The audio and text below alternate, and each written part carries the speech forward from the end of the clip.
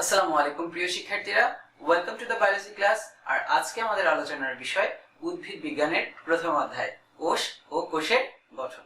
তাহলে প্রথমে আমাদেরকে কি জানতে হবে, কোষ কাকে বলে? কোষ হচ্ছে কোন একটি জীবের গঠন ও কাজের একক, অর্থাৎ আত্মপ্রজননশীল মৌলিক একক যা জীবদেহ গঠন করে তাকেই কোষ বলে। এখানে একটা খুব গুরুত্বপূর্ণ প্রশ্ন আসে পরীক্ষায় প্রায়ই, কোষ কে আবিষ্কার করেছেন? রবার্ট হুক 1665 খ্রিস্টাব্দে এই কোষ আবিষ্কার করেছেন। বিভিন্ন ভিত্তির উপর ভিত্তি করে কোষকে বিভিন্ন ভাগে ভাগ করা যায়। একটু দেখে নিয়ে আসি। নিউক্লিয়াসের উপস্থিতির উপর ভিত্তি করে কোষকে দুভাগে ভাগ করা যায়, এক আদি কোষ, দুই প্রকৃত কোষ।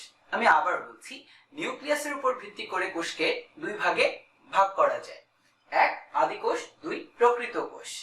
কাজের উপর ভিত্তি করেও কোষকে দুভাগে ভাগ করা যায়। আমরা যদি একটু দেখে নেই, সেটা হচ্ছে নিউক্লিয়াসের উপর ভিত্তি করে কোষকে দুভাগে ভাগ করা যায়, এক আদি কোষ, আমি এখানে একটা ব্যাকটেরিয়ার ছবি দেওয়ার চেষ্টা করেছি, আর প্রকৃত কোষ হিসেবে এক কোষী অ্যামিবার ছবি দেওয়ার চেষ্টা করেছি। ব্যাকটেরিয়া হচ্ছে আদি কোষ, কেননা তার ভেতরে শুধু ডিএনএ দেখা যাচ্ছে কিন্তু কোনো নিউক্লিয়াস দেখা যাচ্ছে না। অন্যদিকে কাজের উপর ভিত্তি করে কোষকে দুভাগে ভাগ করা হয়েছে, এক দেহ কোষ, দুই জনন কোষ।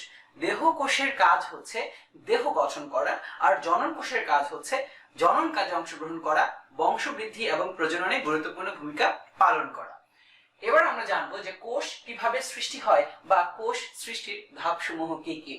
প্রিয় শিক্ষার্থীরা, একটা গুরুত্বপূর্ণ বিষয় লক্ষ্য করবে, সেটা হচ্ছে আমরা জানি কোষ সৃষ্টি হয় পূর্ববর্তী কোষ থেকে, অর্থাৎ কোষ বিভাজনের মাধ্যমে। কিন্তু প্রশ্ন হচ্ছে যে এই পৃথিবীর প্রথম কোষটা কোথা থেকে আসলো, কিভাবে সৃষ্টি হলো, সেটা নিয়ে একটু আমাদের কৌতূহল আছে। একটা খুব লেজেন্ডারি থিওরি আছে যেটাকে হাইপোথেসিস পর্যায়ে রাখা হয়েছে, যার নাম এন্ডোসিম্বায়োসিস বা এন্ডোসিম্বায়ন্ট হাইপোথেসিস বা এন্ডোসিম্বায়ন্ট থিওরি। তো চলেন আমরা সেটা একটু দেখার চেষ্টা করি। মিথেন, অ্যামোনিয়া, হাইড্রোজেন ও পানির মিশ্রণের ফলে অ্যামাইনো অ্যাসিড সৃষ্টি হয়েছে, অর্থাৎ তাদের মধ্যে যে লাইটেনিং বা বজ্রপাতের কারণে তারা সংমিশ্রিত হয়ে অ্যামাইনো অ্যাসিড তৈরি করেছে বলে প্রথম ধারণা করা হয়। আদি জীবনে আরএনএ ছিল তাদের জেনেটিক উপাদান, এবং পরবর্তীতে এই আরএনএ থেকেই ডিএনএ তৈরি হয়েছে ও প্রোটিন তৈরি হয়েছে। আরএনএ থেকে প্রোটিন তৈরি হওয়ার এই হাইপোথেসিসটার নাম আরএনএ ওয়ার্ল্ড হাইপোথেসিস। খুবই লেজেন্ডারি একটা হাইপোথেসিস। গভীর সমুদ্রে সৃষ্ট কার্বন ও বিভিন্ন পলিমারের সংমিশ্রণে তৈরি হয়েছিল ফসফোলিপিড বাইলেয়ার। আর তোমরা জানো ফসফোলিপিড বাইলেয়ার কিন্তু প্লাজমা মেমব্রেন গঠন করে, একটু পরে আমরা আবার জানতে পারবো। সো এখানে বোঝা গেল যে প্লাজমা মেমব্রেন সৃষ্টি হয়েছে। দেখা যাক তারপর কি হয়। আদি কোষের ডিএনএ পরবর্তীতে কোষ ঝিল্লি দ্বারা, একটু আগে বলেছিলাম প্লাজমা মেমব্রেন, সেই ডিএনএটা ব্যাকটেরিয়ার ভেতরে ডিএনএ, সেটা হচ্ছে কি হয়, পরবর্তীতে কোষ ঝিল্লি দ্বারা আবৃত হয়ে প্রথম নিউক্লিয়াস তৈরি করে, অর্থাৎ প্রথম প্রকৃত কোষের সন্ধান কিন্তু আমরা সেখানে পেয়ে যাই। এখন আসলে যেটা ঘটে, প্রকৃত কোষের ভেতরে প্রথমে বায়বীয় ব্যাকটেরিয়া প্রবেশ করে এবং সেটা মাইটোকন্ড্রিয়ায় রূপান্তরিত হয় এবং প্রথম প্রাণী কোষের উদ্ভব হয়, এবং পরবর্তীতে সেখানে আরেকটি সায়ানোব্যাকটেরিয়া অনুপ্রবেশ করে এবং ক্লোরোপ্লাস্টে রূপান্তরিত হয়ে উদ্ভিদ কোষ গঠন করে। কি বোঝা গেল? বোঝা গেল যে প্রথমে প্রাণী কোষ সৃষ্টি হয়েছে, পরবর্তীতে উদ্ভিদ কোষ সৃষ্টি হয়েছে। এই যে ক্লোরোপ্লাস্ট এবং মাইটোকন্ড্রিয়া একটা কোষের ভেতরে প্রবেশ করলো, এটাকে বলা হয় এন্ডোসিম্বায়োসিস। এন্ডোসিম্বায়োসিস কেন? এন্ডো মানে ভেতরে, আর সিম্বায়োসিস মানে হচ্ছে ভেতরে অভিযোজিত হয়ে খাপ খাইয়ে নিয়ে দুজনের মধ্যে সুসম্পর্ক স্থাপন করা। এখানে যে আমরা ভিডিওটাতে এখন দেখে নিব, সেটা হচ্ছে এই যে ডিএনএ, সেটা কিন্তু এই যে প্লাজমা মেমব্রেনের মাধ্যমে আবদ্ধ হচ্ছে। এন্ডোপ্লাজমিক রেটিকুলাম থেকে সৃষ্ট এই আবরণ নিউক্লিয়াসকে তৈরি করতে সাহায্য করেছে, অর্থাৎ ডিএনএ কে চারদিক থেকে ঘিরে ধরে নিউক্লিয়াস সৃষ্টি করেছে। অর্থাৎ আমরা প্রথমবারের মতো কি পেয়েছি? প্রকৃত কোষ পেয়েছি, যা কিনা আদি কোষ ছিল। পরবর্তীতে আমরা দেখব এই প্রকৃত কোষে কে প্রবেশ করবে। এক্স্যাক্টলি বায়োবিও ব্যাকটেরিয়া। দেখো, বায়োবিও ব্যাকটেরিয়া সেখানে প্রবেশ করছে এবং ইনফোল্ডিং এর মাধ্যমে, অর্থাৎ ভেতরে সে আবদ্ধ হচ্ছে। আবদ্ধ হয়ে তার যে একটা প্রাচীর ছিল আর কোষ প্রাচীরের কোষ ঝিল্লির আরেকটা প্রাচীর মিলে দুই প্রাচীর বিশিষ্ট মাইটোকন্ড্রিয়ায় রূপান্তরিত হয়েছে, যা আমরা কিছুক্ষণ আগেই বলেছি যে একটা কোষের ভেতরে বায়োবিও ব্যাকটেরিয়া প্রবেশ করে এবং সে মাইটোকন্ড্রিয়ায় রূপান্তরিত হয়ে প্রথম কি প্রাণী কোষের সৃষ্টি করে। আর তারপর কি হবে? সেখানে প্রবেশ করবে সায়ানোব্যাকটেরিয়া, যারা হচ্ছে নীলাভ সবুজ শৈবাল নামে পরিচিত, অর্থাৎ যারা কি হ্যাঁ, ফটোসিনথেসিস করতে পারে। আমরা এখানে দেখতে পাচ্ছি একটা ফটোসিনথেটিক ব্যাকটেরিয়ামের ইলেকট্রন মাইক্রোস্কোপিক ভিউ দেয়া আছে। সেই ফটোসিনথেটিক ব্যাকটেরিয়া ভেতরে প্রবেশ করবে কি ওই প্রাণী কোষের, এবং তারা ক্লোরোপ্লাস্টিডে রূপান্তরিত হবে। এবং আমরা জানি যে ক্লোরোপ্লাস্ট এবং মাইটোকন্ড্রিয়া দুজনের ভেতরেই কিন্তু তাদের নিজস্ব ডিএনএ আছে, আর এই নিজস্ব ডিএনএ থাকাটা ইন্ডিকেট করে যে তারা মনে হয় আগে স্বতন্ত্র কোন একটা জীব ছিল, যেমনি ব্যাকটেরিয়া এখন স্বতন্ত্রভাবে বসবাস করে। ক্লোরোপ্লাস্ট এবং মাইটোকন্ড্রিয়া দুজনেই যে ব্যাকটেরিয়া থেকে এসেছে তার পেছনে অনেকগুলো যুক্তি আছে। পয়েন্ট নাম্বার 1, ক্লোরোপ্লাস্ট এবং মাইটোকন্ড্রিয়া যে দুটো লেয়ার, তার মধ্যে একটা লেয়ার ব্যাকটেরিয়ার, আরেকটা লেয়ার এই যে কোষের মধ্যে যে প্লাজমা মেমব্রেন আছে তার হতে পারে বলে দৃঢ়ভাবে সায়েন্টিস্টরা মতবাদ প্রকাশ করেছেন। তারপরে যে হচ্ছে ক্লোরোপ্লাস্ট এবং মাইটোকন্ড্রিয়ার সাইজ, তাদের সাইজটা অলমোস্ট ব্যাকটেরিয়ার সমান। এটা খুবই দৃঢ়ভাবে সমর্থন করে যে হ্যাঁ, এরা ব্যাকটেরিয়া থেকে এসেছে। এছাড়াও যখন আমরা তাদের পেডিগ্রি অ্যানালাইসিস করব, তখন দেখব যে পার্পল ব্যাকটেরিয়াটা যেটা কিনা মাইটোকন্ড্রিয়া ফর্ম করেছে, অন্যদিকে ফটোসিনথেটিক ব্যাকটেরিয়া সেটা কিন্তু ক্লোরোপ্লাস্ট ফর্ম করেছে বলেই ধারণা পাওয়া যায়। আমরা পরবর্তীতে এখন আলোচনা করব কোষের ভেতরে কি কি সাবস্টেন্স পাওয়া যায়। তার আগে একটা নৈর্ব্যক্তিক প্রশ্ন তোমাদের জন্য অ্যানালাইসিস করা যাক। আমি একটু আগে বলেছিলাম যে ক্লোরোপ্লাস্টিড এবং মাইটোকন্ড্রিয়া দুজনেই কিন্তু এন্ডোসিম্বায়ন্ট হিসেবে কাজ করে। প্রশ্ন হচ্ছে এন্ডোসিম্বায়ন্ট কি? যারা কোষের মধ্যে প্রবেশ করেছে, কোষের ভেতরে প্রবেশ করেছে এবং কোষের সাথে সহাবস্থান করেছে, তাদেরকে বলা হয় এন্ডোসিম্বায়ন্ট। তাহলে একটু গুরুত্বপূর্ণ প্রশ্ন তোমাদের জন্য রাখাই যেতে পারে যে প্রাণী কোষের ক্ষেত্রে নিচের কোনটি এন্ডোসিম্বায়ন্ট? আমরা জানি এন্ডোসিম্বায়ন্ট দুটো, একটা হচ্ছে মাইটোকন্ড্রিয়া আর একটা হচ্ছে ক্লোরোপ্লাস্ট। চলো অপশনগুলো দেখে নেওয়া যাক। Mitochondria, endoplasmic reticulum, chloroplast, nucleus. এর মধ্যে নিচের কোনটি প্রাণী কোষের জন্য এন্ডোসিম্বায়ন্ট? হ্যাঁ, অনেকেই ঠিক ধরতে পেরেছো। প্রাণী কোষের জন্য এন্ডোসিম্বায়ন্ট হচ্ছে কে? মাইটোকন্ড্রিয়া। কেননা ক্লোরোপ্লাস্ট একটা এন্ডোসিম্বায়ন্ট, কিন্তু সেটা উদ্ভিদ কোষের জন্য। যদি প্রশ্ন আসে উদ্ভিদ কোষের জন্য নিচের কোনটি এন্ডোসিম্বায়ন্ট, তাহলে কিন্তু ক এবং গ দুটোই অ্যান্সার হতো। চলো আমরা কোষের ভেতরে প্রবেশ করি। এখন আমরা জানবো যে উদ্ভিদ কোষ আর প্রাণী কোষের মধ্যে পার্থক্য কি। চলো দেখা যাক। উদ্ভিদ কোষ আর প্রাণী কোষের মধ্যে অনেকগুলো পার্থক্য আছে, তবে খুব সহজেই আমরা উদ্ভিদ কোষ এবং প্রাণী কোষের মধ্যে পার্থক্য দিতে পারি। চলো, এমন তিনটা জিনিস উদ্ভিদ কোষে আছে যে তিনটা জিনিস প্রাণী কোষে নেই। ঠিক প্যারালালি প্রাণী কোষেও এমন তিনটা জিনিস আছে যেটা কিনা উদ্ভিদ কোষে নেই। একটু জানা যাক। উদ্ভিদ কোষে কোষ প্রাচীর আছে। উদ্ভিদ কোষে কোষ প্রাচীর আছে। উদ্ভিদ কোষে একটি বড় কোষ গহ্বর থাকে, যেটা প্রাণী কোষে থাকে না। উদ্ভিদ কোষে ক্লোরোপ্লাস্টিড বা প্লাস্টিড থাকে, যেটা কিনা প্রাণী কোষে থাকে না। তিনটা বিষয় আমি বলেছিলাম। উদ্ভিদ কোষে আছে, প্রাণী কোষে নেই। উদ্ভিদ কোষে কোষ প্রাচীর আছে, কোষ গহ্বর আছে, প্লাস্টিড আছে, যা প্রাণী কোষে নেই। ঠিক তেমনি প্রাণী কোষেও তিনটি জিনিস আছে যেটা উদ্ভিদ কোষে নেই। প্রথমটি সেন্ট্রিওল। প্রাণী কোষে সেন্ট্রিওল পাওয়া যায়, উদ্ভিদ কোষে সেন্ট্রিওল পাওয়া যায় না। অন্যদিকে প্রাণী কোষে লাইসোসোম পাওয়া যায়, উদ্ভিদ কোষে লাইসোসোম পাওয়া যায় না। তবে লাইসোসোমের মতো ছোট ছোট স্পেরোজোম নামক কিছু অঙ্গাণু কিন্তু রিসেন্টলি আবিষ্কার করা হয়েছে। অন্যদিকে প্রাণী কোষে মাইক্রোভিলাই থাকে, যেটা কিনা উদ্ভিদ কোষে থাকে না। প্রাণী কোষে তিনটি জিনিস থাকে, সেন্ট্রিওল, লাইসোসোম আর কি মাইক্রোভিলাই, যা উদ্ভিদ কোষে থাকে না। 6টা পার্থক্য কিন্তু হয়ে গেল। এছাড়াও যে যুক্তিটা আমরা এখানে দিতে পারি সেটা হচ্ছে কোষ গহ্বর বড় হওয়ার কারণে উদ্ভিদ কোষের নিউক্লিয়াসটা সাধারণত কোষের এক পাশে অবস্থান করে, অন্যদিকে কোষ গহ্বর না থাকার কারণে কিংবা ক্ষুদ্র কোষ গহ্বর থাকার কারণে তার অলমোস্ট নিউক্লিয়াসটা কোষের মাঝখানেই অবস্থান করে। প্রিয় শিক্ষার্থীরা, এবার আমরা চলে যাব পরবর্তীতে যে একটা কোষের ভেতরে কি কি থাকে। কোষীয় অঙ্গাণুসমূহকে তিনটি গ্রুপে ভাগ করা হয়েছে। এক, জড় কোষ প্রাচীর, যা কিনা কোষের বাইরে তাদের প্রোটেক্টিভ লেয়ার হিসেবে কাজ করে। অন্যদিকে সাইটোপ্লাজম, যা কিনা কোষের ভেতরের তরল পদার্থটাকে নির্দেশ করা হয়েছে। প্রিয় শিক্ষার্থীরা, এখানে একটা কনফিউশন তোমাদের মধ্যে অ্যারাইজ করে, সেটা হচ্ছে সাইটোপ্লাজম কাকে বলে আর প্রোটোপ্লাজম কাকে বলে। আমি আজকে ক্লিয়ার করে দিচ্ছি।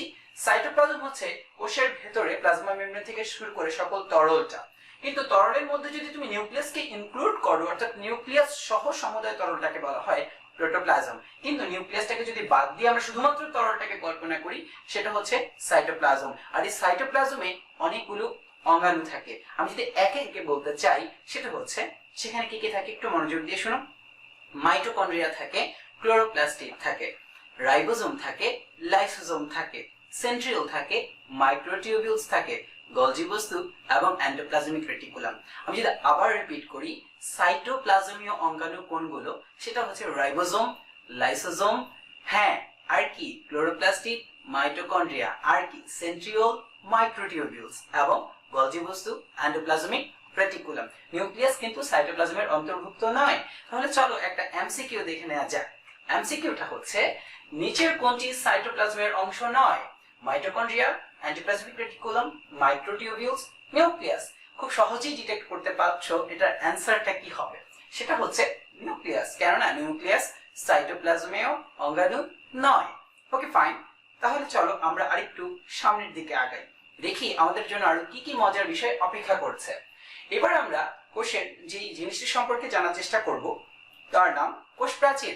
কোষ প্রাচীর জিনিসটা কি? উদ্ভিদ কোষের বাইরে সেলুলোজ নির্মিত যে জড় কোষ আবরণ কোষের আকৃতি ও বিভিন্ন পদার্থের আসা যাওয়া নিয়ন্ত্রণ করে, তাকে বলা হয় কোষ প্রাচীর। গুরুত্বপূর্ণ বিষয় শিক্ষার্থীরা, কোষ প্রাচীর কিন্তু জড় একটি পদার্থ, জড় বস্তুর মতো আচরণ করে। চলো কোষ প্রাচীরের আরেকটু ডিটেল জেনে নেওয়া যাক। কোষ প্রাচীরের আমরা যে ছবিটা এখানে দেওয়ার চেষ্টা করেছি, এটা একটি উদ্ভিদ কোষ। উদ্ভিদ কোষের কোষ প্রাচীরের সাদা অংশটি হচ্ছে তার মধ্যপর্দা। কোষ প্রাচীর 3 লেয়ার বিশিষ্ট হয়ে থাকে। তার মধ্যে মধ্যপর্দা থাকে, প্রাথমিক পর্দা থাকে, গৌণ পর্দা বা সেকেন্ডারি ওয়াল সেটাও থাকে।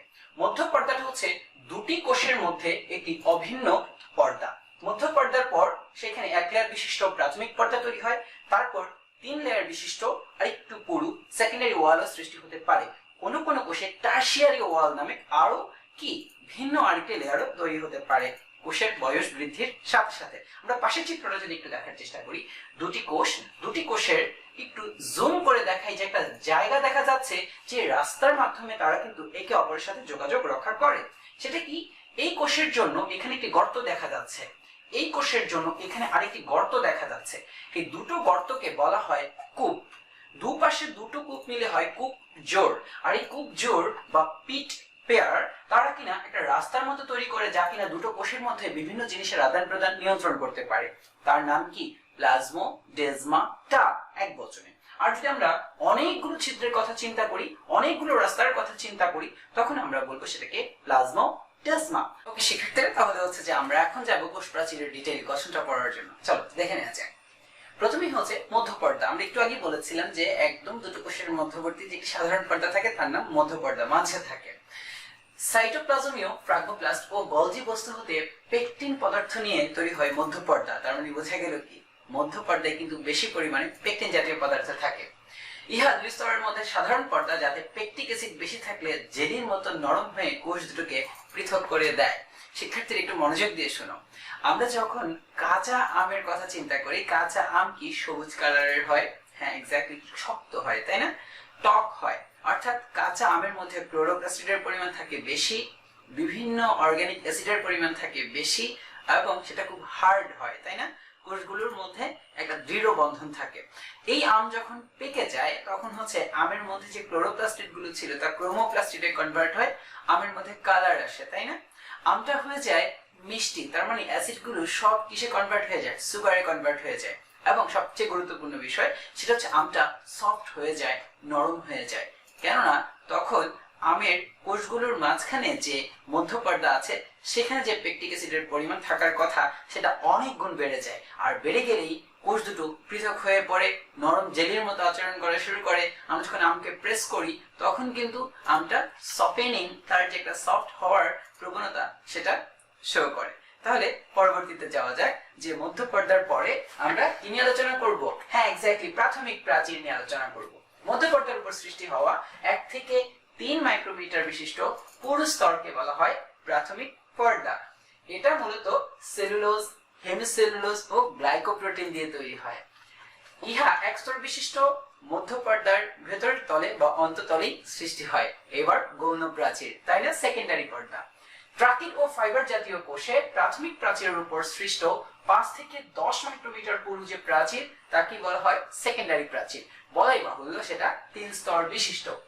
এতে সেলুলোজের পাশাপাশি লিগনিন, সুবেরিন ও ওয়াক্স জমা হতে পারে। এবার আমরা পিট নিয়ে গবেষণা করব, তাই তো।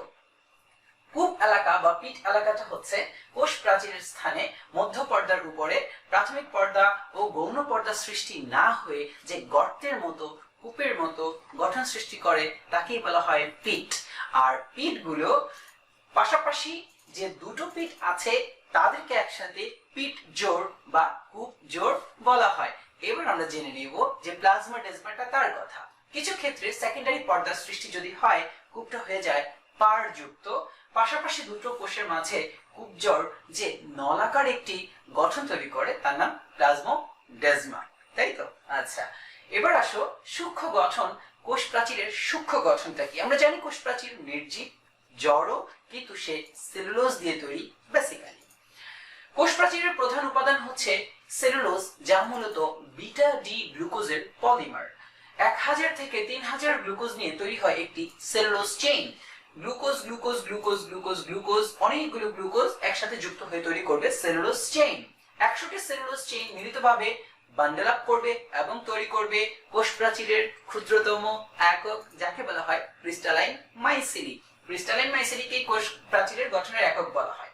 20টি ক্রিস্টালাইন মাইসিলি একত্রিত হয়ে আরেকটু মোটা বান্ডেল তৈরি করে, যার নাম মাইক্রোফাইব্রিল।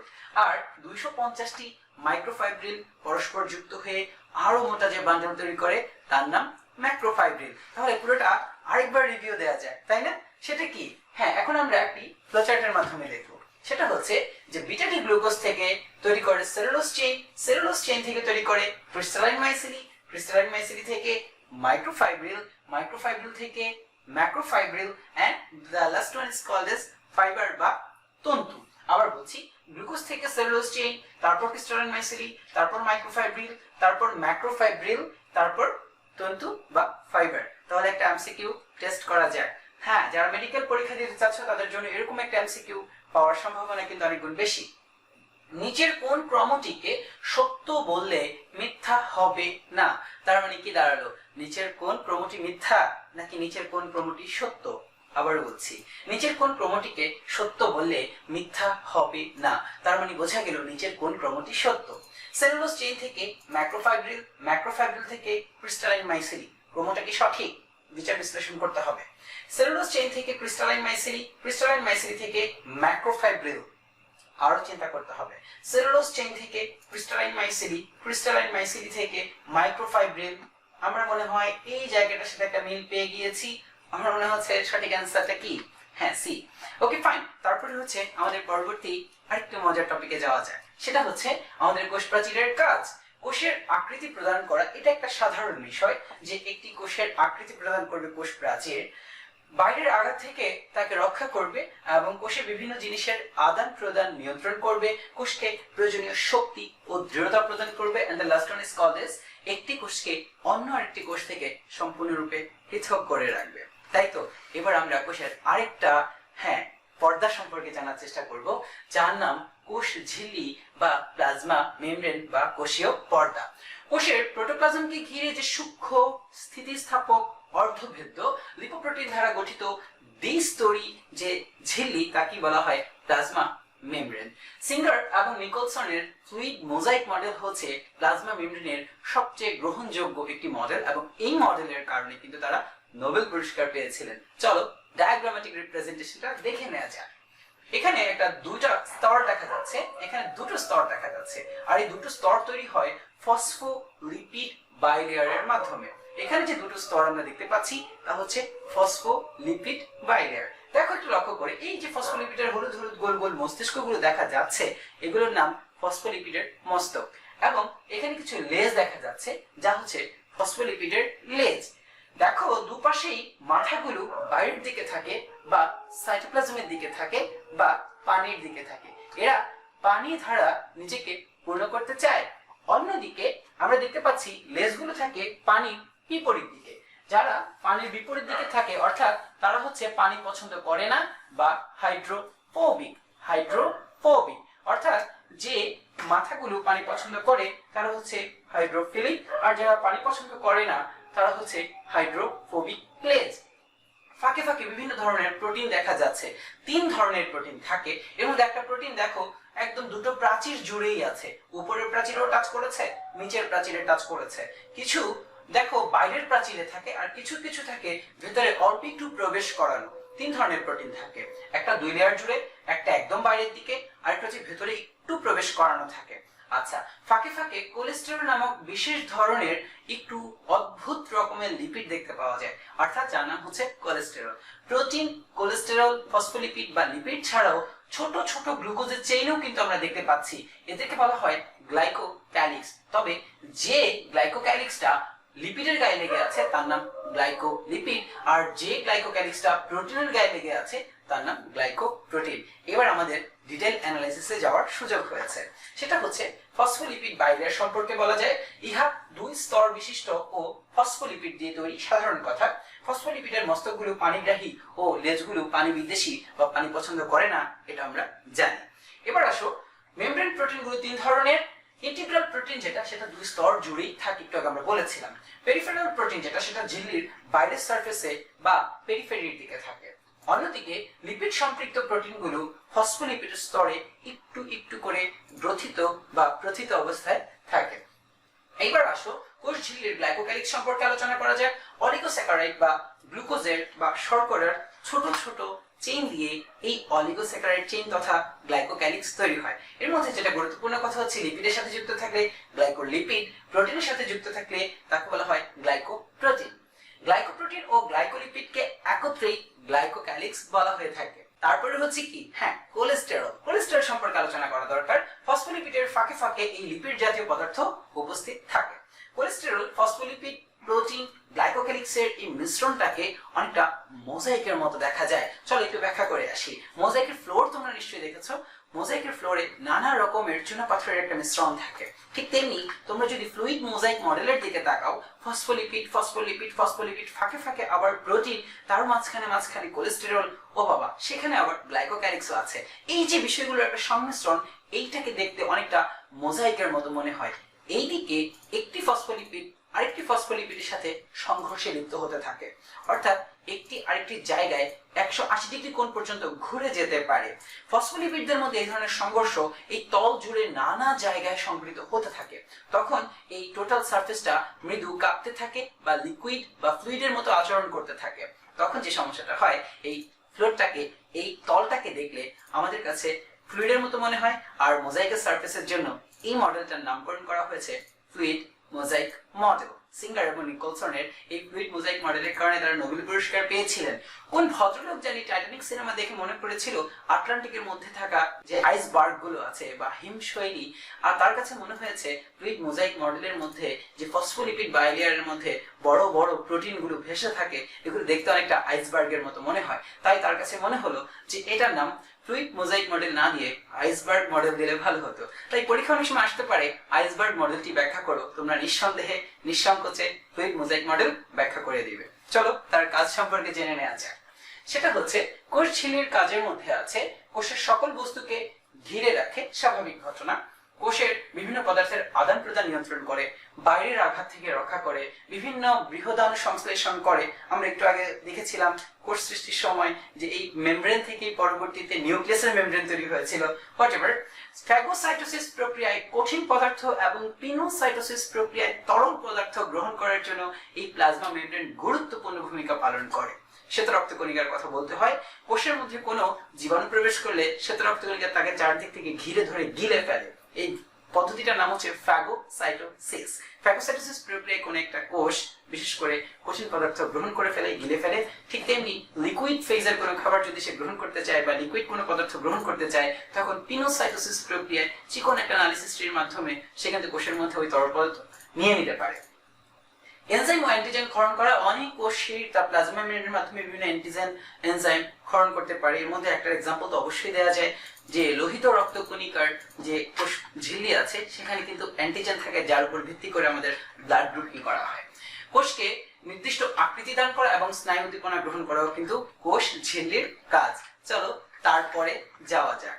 সেখানে আমরা আলোচনার বিষয় থাকবো আমাদের আরেকটি মহা গুরুত্বপূর্ণ অঙ্গাণু, যার নাম মাইটোকন্ড্রিয়া। হ্যাঁ, আদর করে একে সবাই কি, হ্যাঁ, পাওয়ার হাউস বলে ডাকে, তাই না? চলো মাইটোকন্ড্রিয়ায় কি কি আছে সেটা একটু দেখে নেওয়া যাক।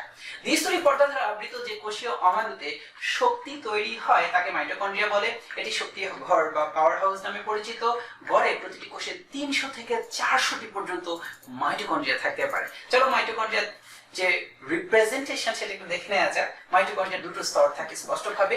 বাইরের স্তরটি কোনো ভাঁজ সৃষ্টি না করে অবিকল তাকে একটা প্রোটেক্টিভ লেয়ার হিসেবে কাজ করে, কিন্তু ভেতরের প্রাচীরটা দেখো, ভেতরে আঙুলের মতো অভিক্ষেপ সৃষ্টি করেছে, ভাঁজ সৃষ্টি করেছে, যাকে বলা হয় ক্রিস্টি। আঙুলের মতো অভিক্ষেপগুলোকে কি বলা হয়? ক্রিস্টি। ভেতরে একটা তরল থাকে, তরল পদার্থটার নাম ম্যাট্রিক্স বা মাতৃকা।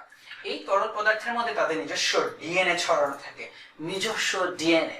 বাচ্চারা একটু গুরুত্বপূর্ণ ইনফরমেশন এখানে কিন্তু বারবার হেলে দুলে খেলে যাচ্ছে, সেটা হচ্ছে মাইটোকন্ড্রিয়ার ভেতরে তাদের নিজস্ব ডিএনএ আছে। তারপর মনে রাখবা আজকের পর থেকে যত জায়গায় ডিএনএ দেখতে পাবা ঠিক তত জায়গায় মাইটোকন্ড্রিয়া এবং ক্লোরোপ্লাস্টের কথাটা কিন্তু মাথায় রাখতে হবে। ডিএনএ যদি থাকে কোন একটি মাতৃকায় বা তরল পদার্থে সেখানে রাইবোজোমও থাকবে, এটা নিঃসন্দেহে সত্যি কথা। প্রশ্ন হচ্ছে ডিএনএ থাকলে রাইবোজোম কেন থাকবে? তোমরা নিশ্চয়ই সেন্ট্রাল ডগমা সম্পর্কে জেনেছ যে কোন একটা জিন প্রকাশ করার জন্য প্রথমে ডিএনএ থেকে আরএনএ তে রূপান্তরিত হয়। এক্স্যাক্টলি, পদ্ধতির নাম ট্রান্সক্রিপশন। অন্যদিকে আরএনএ পরবর্তীতে রাইবোজোমের কাছে যায় এবং সেখানে সে প্রোটিন তৈরি করে, পদ্ধতির নাম ট্রান্সলেশন। এই যে আরএনএ রাইবোজোমের কাছে গেল এবং প্রোটিন তৈরি করলো, তাই ডিএনএ থেকে তার যে বৈশিষ্ট্য প্রকাশ করার জন্য প্রোটিন তৈরি করা দরকার, সেখানে রাইবোজোমের সাহায্য খুব প্রয়োজন। ঠিক তাই রাইবোজোম সেখানেই থাকবে যেখানে ডিএনএ আছে।